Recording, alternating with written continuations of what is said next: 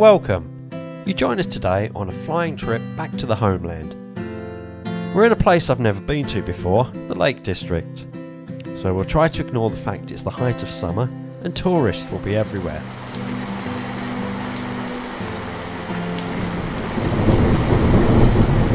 So much for the height of summer, it's raining. Well, it is the Lake District and those lakes ain't going to fill themselves now.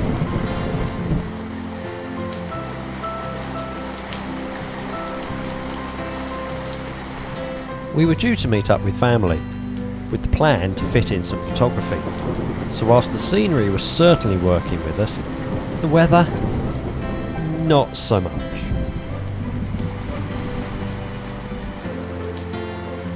Our first stop was a short hike from the car park. It was partly along a moss wall-lined path as we headed to Rydal Caves. The scenery was lovely, and we were lucky as we reached the open ground that the rain had stopped. We'd only seen 2 other mad people out in the rain, and we were loving the solitude. Mrs. Faceless started with waypoint markers. I'm not sure why there are so many here or what they actually indicate or signify, but they made an interesting foreground to a spectacular backdrop of the hills above Rydal Water and the River Rothay.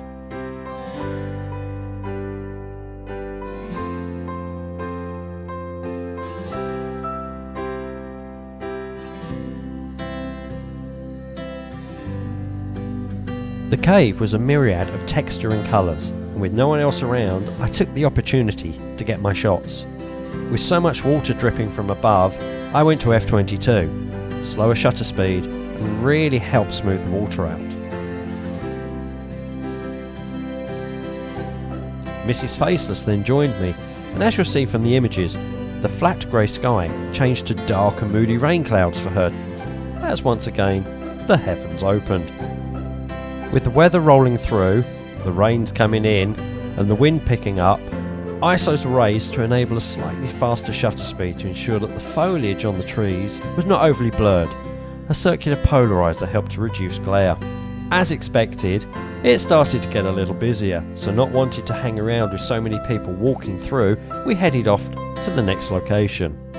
We figured that Wastwater would be less touristy, or at least less tourists, especially in the current weather, so we'd head there. And we weren't disappointed again. We seemed to be ahead of the crowds. For now. The water was a little choppy, so we dropped the ISOs, raised the f-stop, and that gave us a longer shutter speed which helped to smooth things out. That also saved us having to walk back to the car and grab the ND filters, which were sitting on the back seat.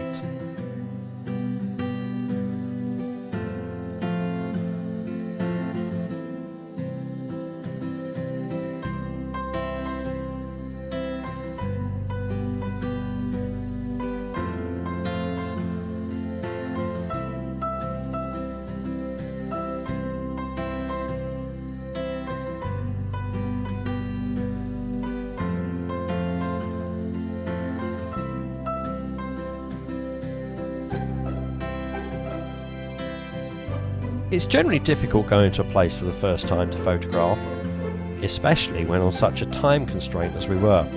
It certainly helps to research online and view photos and videos of the area you're travelling to, but things can look so much different with your own eyes when you get there. If indeed, you can even find where there is. So what we do in this situation is frame for later, you may say. Taking wider shots as well as panos in addition to the main shot so that we can then review, crop and adjust later if necessary to improve the image when we process it. We're not professionals, so we do what we need to do to get the shot, but hey, if there's someone out there that wants to pay us to go and photograph a single location for 10 days rather than the couple of hours we had in each location, reach out.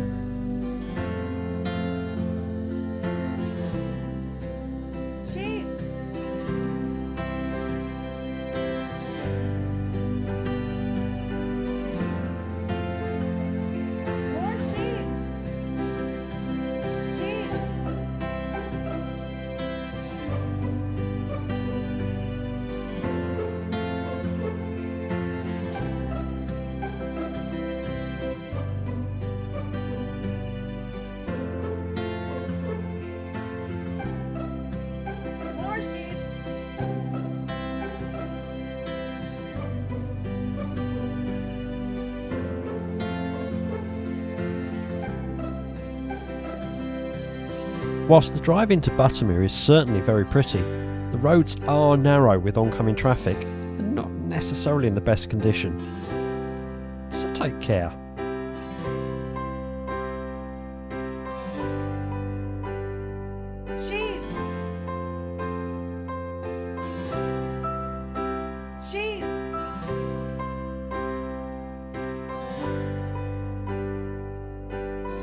And another obstacle to look out for is of the four-legged kind, with woolly coats.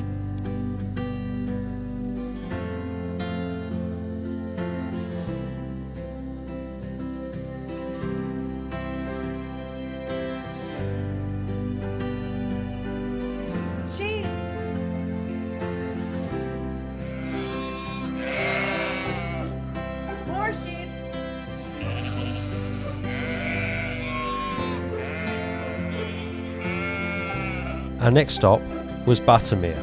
We knew this was going to be popular. Luckily the weather was on our side again, but we still had to wander around for some time to find a quiet spot.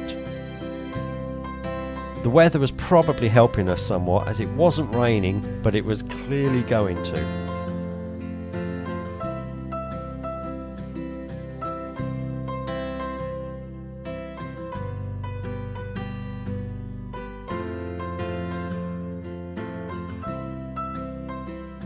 As you can see from Mrs. Faceless's 3 pics here, this is a great example of the frame for later. The original picture's nice, really represents what we saw, but Mrs. Faceless cropped it one way for a pano, then another way for a square. I think I might prefer the square. But options, give yourself options.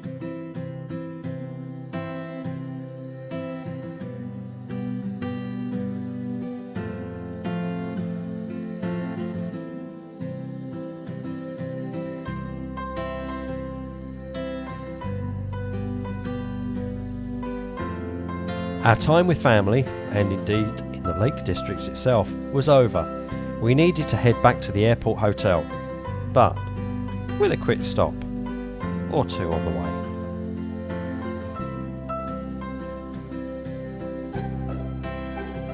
Southerscales. Beautiful place where the limestone breaks through the sparse vegetation and makes for a very interesting landscape.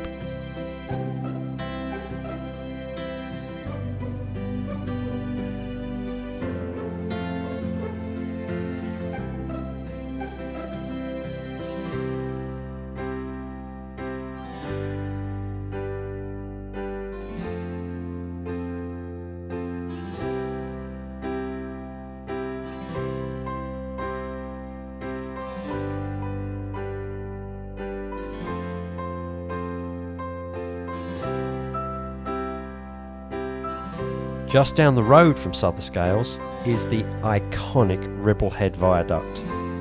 Mrs. Faceless timed it to perfection with the train crossing. Unfortunately, my mind was on the nearby Station Inn and a steak and ale pie that I'd seen on the menu. And yes, it was delicious. Our final stop on this whirlwind trip was the very picturesque Bolton Abbey, as the sun was setting before we flew out at some ungodly hour the next morning.